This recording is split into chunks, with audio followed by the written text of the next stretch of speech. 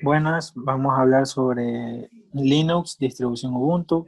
Somos estudiantes de la Universidad Politécnica Salesiana. Estamos conformados por Dylan Tumayi, Sofía Andrade, Michael Tomalá, y Luis Martínez y yo, Roque Campoverde. Vamos a hablar sobre un poco del origen de Linux. Aquí mi compañero le va a dar detalles sobre aquello.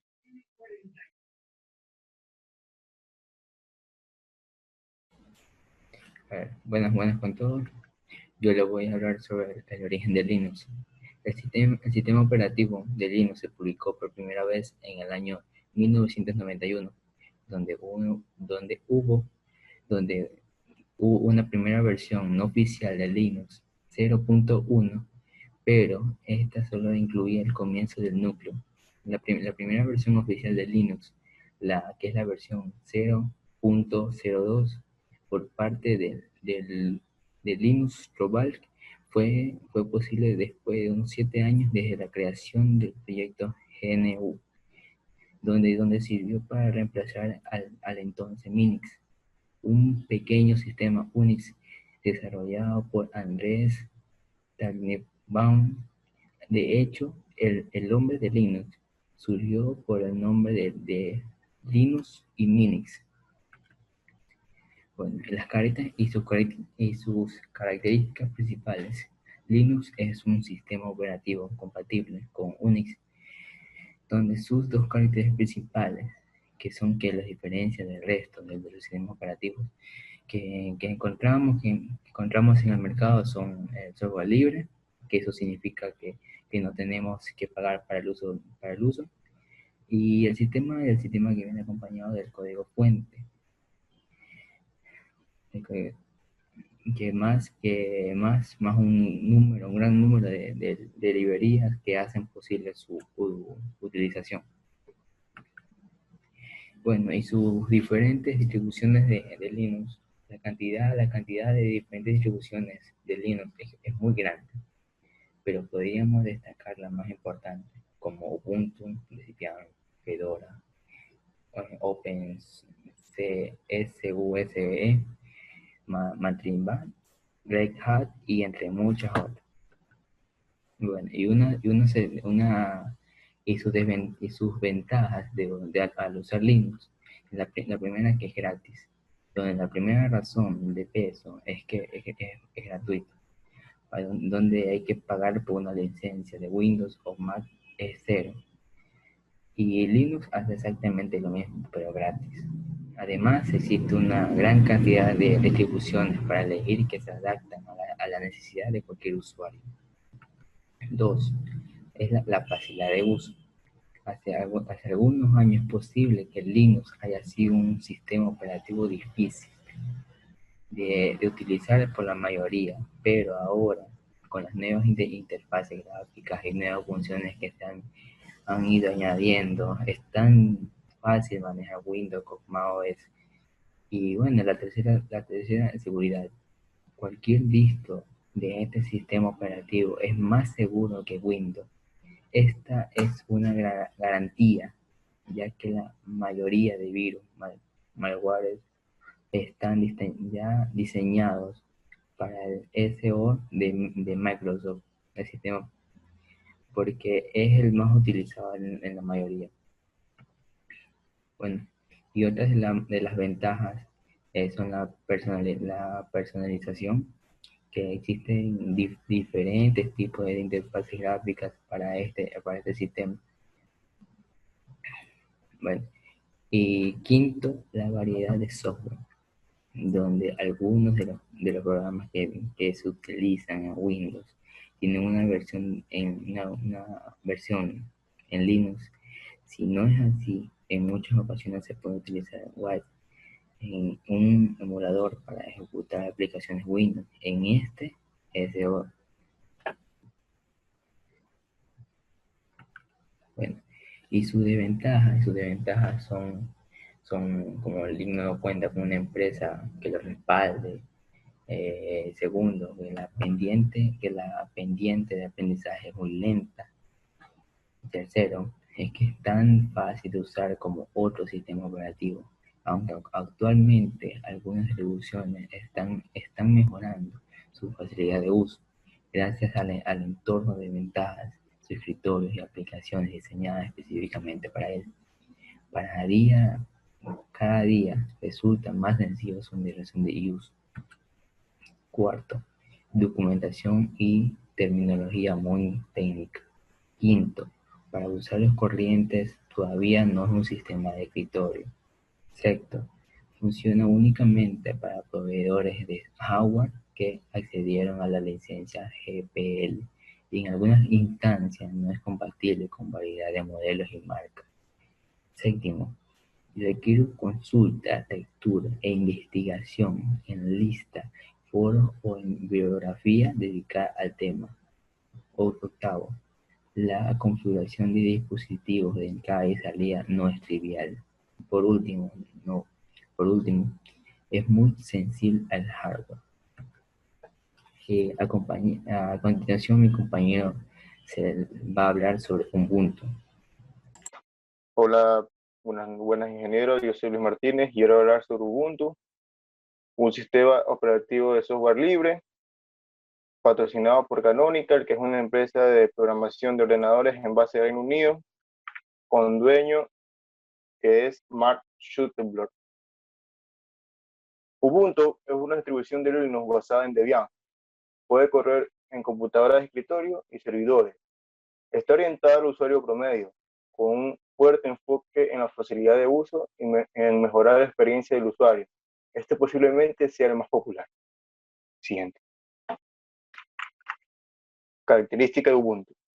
En su última versión, Ubuntu soporta oficialmente dos arquitecturas de hardware en computadoras personales y servidores, de 32 bits por 86 y 64 bits por 86 y 64. Ubuntu y la comunidad. Los usuarios participan en el desarrollo de Ubuntu escribiendo código, solucionando bugs, probando versiones instalables del sistema, etc. Además, en febrero de 2008 se puso en marcha el sitio Brainstorm 47, que permite a los usuarios proponer sus ideas y votarlas del resto.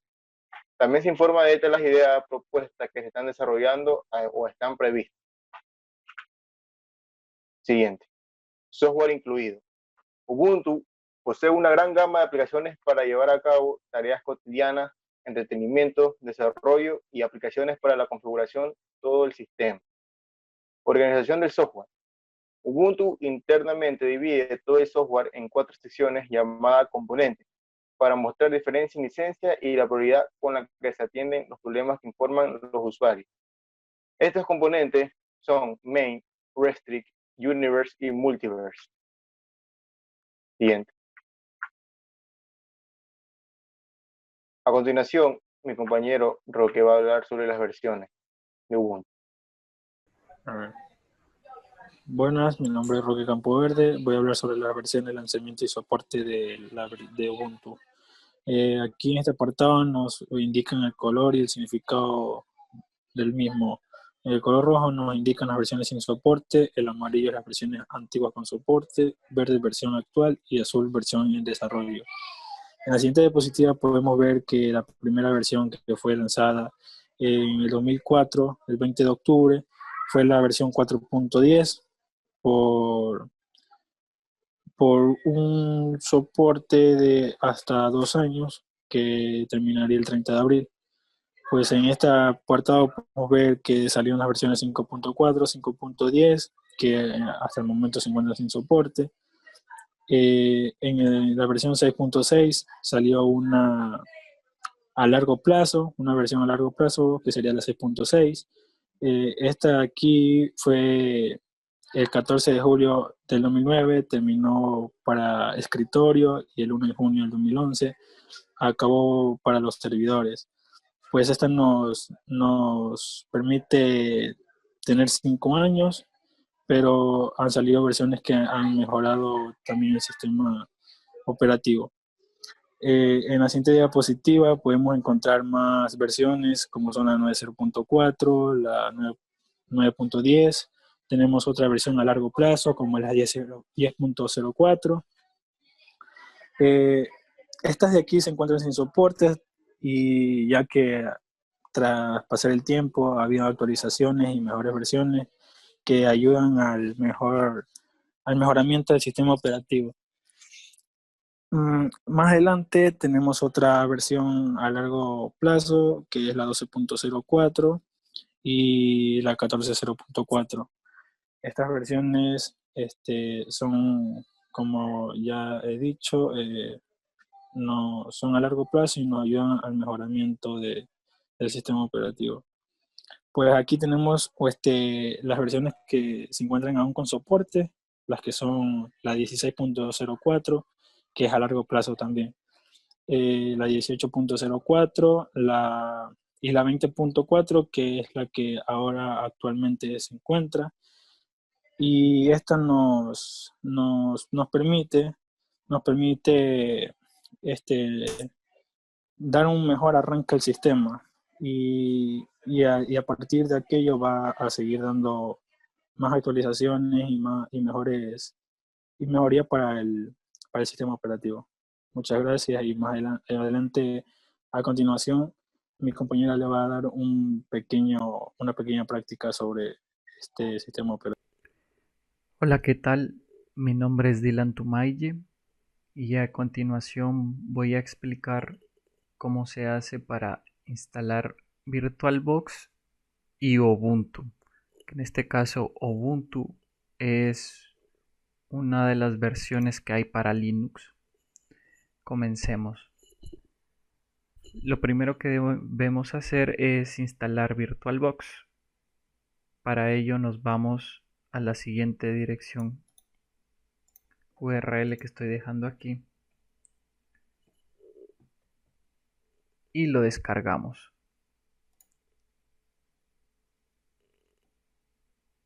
En este caso yo estoy usando Windows, por lo tanto voy a elegir la opción de Windows. Una vez tenemos descargado el instalador, procedemos a ejecutarlo. Ok, aquí le damos a Next, de nuevo a Next. Aquí elegimos qué casillas queremos seleccionar. En este caso yo voy a dejar todas. Le damos a Yes y le damos a Install. Una vez terminado el proceso de instalación, damos al botón de Finish. Y se nos abrirá VirtualBox. Esta es la interfaz de VirtualBox, en la cual aquí podemos agregar máquinas virtuales. Como en este caso yo quiero agregar Ubuntu, lo que voy a proceder a hacer es crear una nueva máquina virtual. Para ello nos vamos a máquina, a nueva, ponemos el nombre de la máquina virtual, que en este caso va a ser Ubuntu 20. Y como podemos ver, automáticamente VirtualBox lo reconoce como Linux Ubuntu de 64 bits. Yo le voy a dejar la dirección donde quiero instalar esta máquina virtual predeterminadamente. Si ustedes lo quieren cambiar, lo hacen aquí.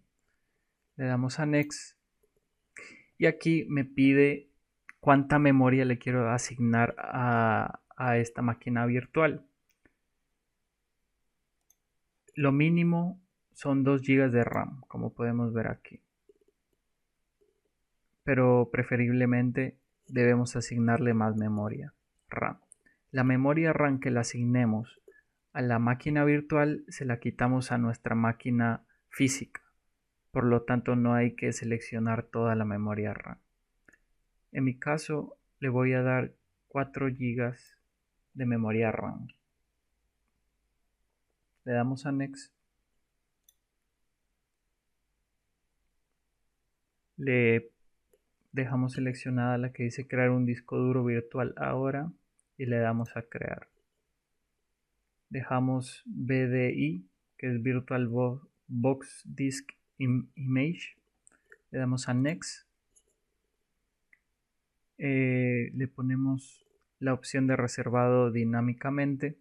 que esto lo que hace es que no le deja un tamaño fijo al disco duro, sino que en casos de que se necesite más, lo va a usar. Esto es preferible para que funcione correctamente nuestra máquina virtual.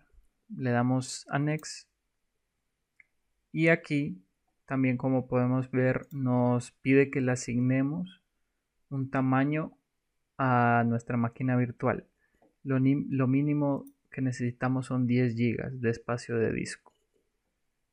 En mi caso le voy a agregar un poco más. Le voy a agregar 15 GB. Y aquí yo le voy a dejar la dirección predeterminada. Si ustedes se la quieren cambiar lo pueden hacer. Le damos a crear. Y ya tenemos nuestra máquina virtual. Lo siguiente que debemos hacer es instalar Ubuntu, descargar el disco. Pero antes de eso, lo que vamos a hacer es venir acá, damos clic derecho, vamos a configuración, nos dirigimos a pantalla y aquí donde dice controlador gráfico seleccionamos el VSBox SVGA. Ok, ¿por qué selecciono esta opción? Es para que nuestra máquina virtual se acople al tamaño de nuestra pantalla y no nos salga recortada.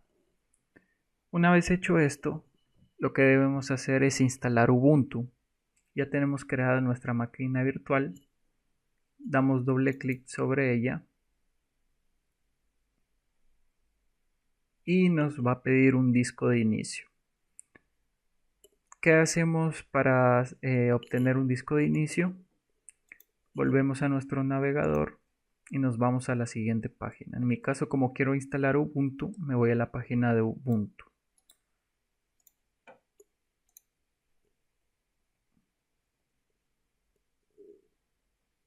Ok, una vez aquí nos vamos a Download. Ok, una vez aquí seleccionamos Ubuntu Desktop. Y aquí tenemos la versión más reciente de Ubuntu, que es la 20.04.01. LTS. ¿Qué quiere decir este LTS? Significa Long Term Service, que nos garantiza que se va a seguir actualizando hasta el 2025 para corregir fallos y agregar más novedades. Aquí vamos a ver las recomendaciones del sistema, pero como nosotros lo estamos instalando en una máquina virtual, se recomienda tener un poco más de estos requerimientos. Ok, una vez verificado esto, le damos a descargar.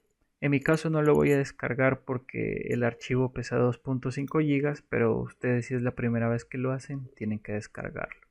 Yo ya lo tengo aquí en mi carpeta de descargas, que es este de aquí. Ok, una vez tenemos el disco, volvemos a nuestro VirtualBox y seleccionamos el disco de inicio. Me dice que está vacío, pero lo tenemos que buscar. Lo añadimos y nos vamos a donde lo teníamos, que en mi caso es en descargas, y lo seleccionamos. Es este de aquí. Le damos a seleccionar y a iniciar. Y como pueden ver, aquí empezará el proceso de instalación de Ubuntu 20.04.01. Este proceso puede tardar un tiempo hasta que verifique que el disco no tiene ningún problema y hasta que verifique todos los archivos.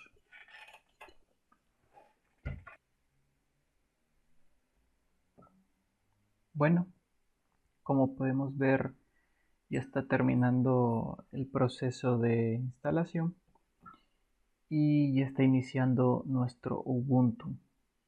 Estamos viendo la interfaz y aquí ya nos sale para instalarlo.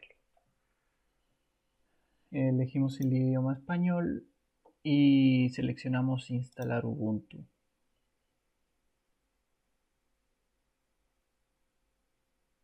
Aquí igual, español, en mi caso latinoamericano y español latinoamericano.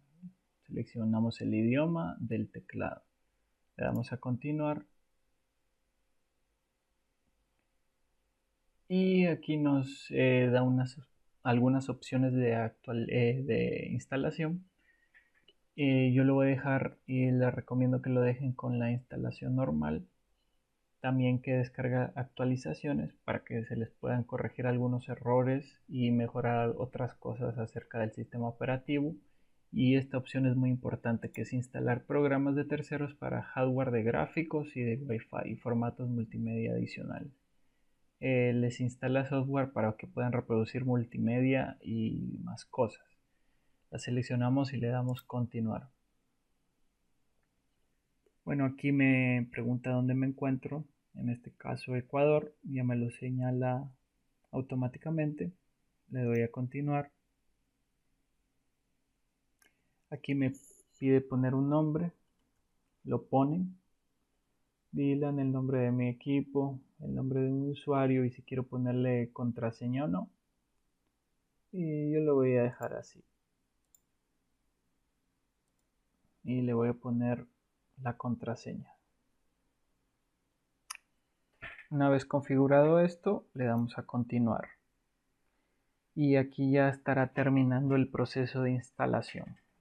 Ok, como podemos ver, la instalación terminó y me sale un mensaje de tener que reiniciar el equipo para poder usar la nueva instalación. Y bueno, después de reiniciar el equipo, ya estamos en Ubuntu. Hemos concluido la instalación y ya podemos usar libremente nuestro sistema operativo Linux. Como podemos ver, los iconos salen de este lado izquierdo. Aquí podemos mostrar las aplicaciones que tenemos instaladas.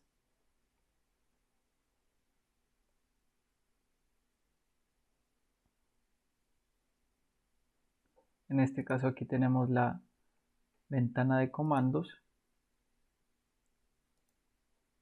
Algo muy eficiente y útil de estas máquinas virtuales es que podemos tomar una instantánea. Yo, por ejemplo, le voy a poner imagen 1 y le doy a aceptar. Lo que hace las instantáneas es poder regresar al momento en el que yo la tomé en caso de que eliminemos algún archivo o ya no funcione correctamente nuestro sistema operativo o nuestra máquina virtual. Lo que hace es regresarnos al momento de tomar la instantánea y todas las operaciones hechas después se pierden. Ok, y si nos vamos a Ubuntu Software, podemos ver más aplicaciones que podemos instalar en nuestro sistema operativo. Aquí podemos ver las que tenemos instaladas y aquí las actualizaciones de nuestras aplicaciones instaladas. Actualmente tenemos muchas opciones que hacen que nuestro sistema operativo sea más eficiente. Y eso sería todo. Espero que les haya gustado la explicación, que les sea útil y espero que ustedes también puedan realizar este ejercicio. Gracias y hasta luego. Mi nombre es Sofía Andrade y a continuación voy a proceder a explicar los comandos más importantes del sistema operativo Ubuntu. Bueno, en esta parte de aquí vamos a aprender a usar los principales comandos de Ubuntu con sus respectivas funciones. Lo primero que vamos a aprender es cómo crear directorios en este sistema operativo. Para crear directorios en Ubuntu debemos digitar el comando mkdir. En este caso vamos a crear dos directorios. El directorio Sofía y el directorio UPS. Para poder visualizar el contenido del directorio en el que estamos posicionados, digitamos el comando ls. Efectivamente nos podemos dar cuenta que se ha creado el directorio Sofía y el directorio UPS. Ahora, para abrir un directorio, digitamos el comando cd. En este caso vamos a abrir el directorio Sofía. Bueno, podemos darnos cuenta que por esta parte de aquí que ya estamos posicionados en ese directorio. Vamos a crear en este directorio dos archivos.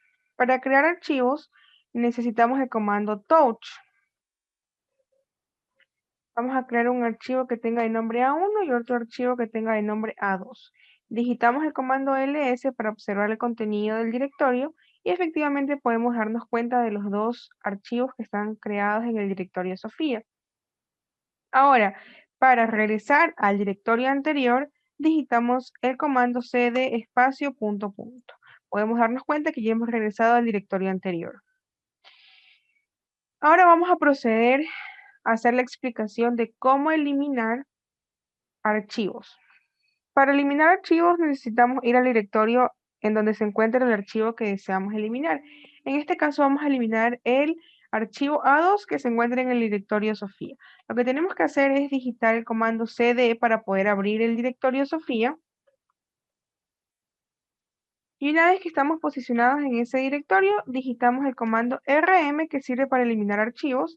Y como lo mencioné, vamos a eliminar el archivo A2. Ahora digitamos el comando ls para visualizar el contenido del directorio y efectivamente observamos que el archivo A2 ha sido eliminado. Ahora la otra parte es aprender a mover un archivo a otro directorio. En este caso vamos a mover el archivo A1 al directorio UPS. Para mover un archivo debemos usar el comando mv y luego digitar la dirección del directorio al que deseamos mover el archivo. En este caso, como deseamos mover el directorio UPS, debemos saber cuál es la dirección de ese directorio. Entonces, para saber eso ahí, lo que tenemos que hacer es ir al directorio UPS. Digitamos el comando cd espacio punto punto para regresar al directorio anterior y de ahí abrimos el directorio UPS.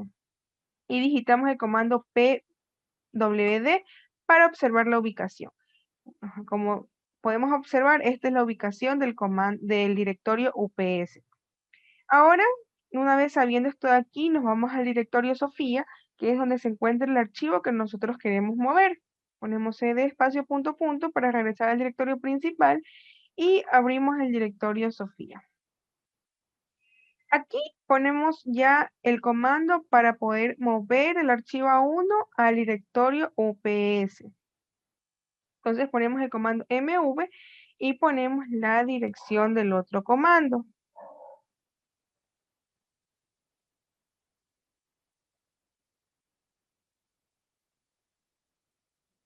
Ya sería mv y el nombre del archivo, claro, mv A1 y ahí sí vendría la dirección del otro archivo, del otro directorio. Ya, ahora vamos a ir al directorio UPS, pero antes vamos a observar el contenido de este directorio Sofía para poder darnos cuenta que efectivamente el archivo A1 ya no se encuentra en este directorio porque lo hemos movido al directorio UPS. Digitamos el comando ls y efectivamente nos damos cuenta que el directorio Sofía está completamente vacío. Ahora vámonos al directorio UPS. Ponemos cd espacio punto punto para regresar al directorio anterior y de ahí sí abrimos el directorio UPS y digitamos el comando ls para poder observar el contenido de este directorio y como podemos ver efectivamente el archivo A1 se ha movido al directorio UPS. Ahora, bueno, como nuestra pantalla está muy llena, podemos digitar el comando clear para poder borrar toda la pantalla. Y como podemos observar, se ha borrado todo. Ahora también podemos usar el comando history para poder observar todos los comandos que nosotros hemos usado. Y aquí podemos observar todos los comandos que han sido utilizados. Ya, ahora vamos a aprender cómo eliminar un directorio. Vamos a regresar al directorio principal y vamos a eliminar el directorio Sofía. Para eliminar directorios tenemos que usar el comando rmdir, Sofía, ya. Y de ahí digitamos el comando ls para observar el contenido del directorio principal y efectivamente nos damos cuenta que el directorio Sofía ha sido eliminado y solamente tenemos el directorio UPS. Ahora vamos a hacer la explicación de cómo copiar un archivo a otro directorio, es decir, que este archivo debe estar existente en ambos directorios. Vamos a ir al directorio UPS y digitamos el comando ls y podemos ver que está el archivo A1, que fue el que movimos hace un momento. Y este archivo A1 vamos a moverlo, no, vamos a copiarlo al directorio documentos. Bueno, como sabemos, debemos primero obtener la dirección de este directorio. Entonces regresamos al directorio principal, abrimos el directorio documentos, ya nos encontramos en ese directorio y ponemos el comando pwd para observar su ubicación. Aquí podemos observar la ubicación de este directorio. Entonces, una vez que sabemos esto de aquí, ya nos podemos ir al directorio donde se encuentra el archivo, que sería el directorio UPS. Y aquí, para copiar un archivo de un directorio a otro, ponemos el comando cp, el nombre del archivo, que sería A1, y la dirección del directorio al que queremos copiar este archivo, que sería el que está aquí, porque lo queremos mover a este directorio.